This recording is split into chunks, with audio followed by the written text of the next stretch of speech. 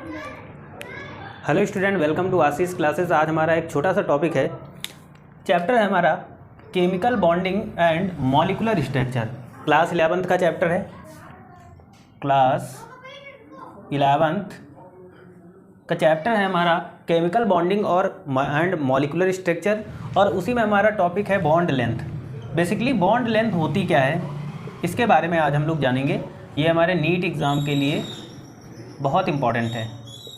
ठीक, bond length होती क्या है, सबसे पहले हम डेफिनेशन को पढ़ लेते हैं। Bond length is defined as the equilibrium distance between, यहाँ से देखिए ये पॉइंट इंपॉर्टेंट है, distance between nuclei of two bonded atom in a molecule. ठीक है, यानी किसी मॉलिक्यूल में जो दो बॉन्डेड एटम्स होंगे उनके बीच की जो डिस्टेंस होगी उसी को हम बोलते हैं बॉन्ड लेंथ। ठीक है, तो यहाँ पर मान लेते हैं ये हमारे पास एक मॉलिक्यूल है, जैसे हम मान लेते हैं ऑक्सीजन का मॉलिक्यूल है, कुछ भी मान सकते हैं, मॉलिक्यूल है, और उस मॉलिक्यूल में दो एटम हैं, एक एटम ये, एक एटम ये, तभी तो मॉलिक्यूल बना।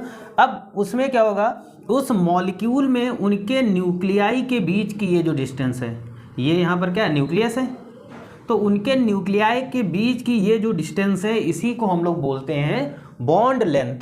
ठीक, इसकी डिस्टेंस कितनी है, r1 है, और इसकी डिस्टेंस कितनी है, r2 है। तो इन दोनों एटम के बीच की, यानी टू एटम्स के बीच की, उनके न्यूक्लियाई के बीच की जो डिस्टेंस होती है, ये जो डिस्टेंस होगी इसी को हम लोग क्या बोलते हैं, ये हमारी बॉन्ड लेंथ है।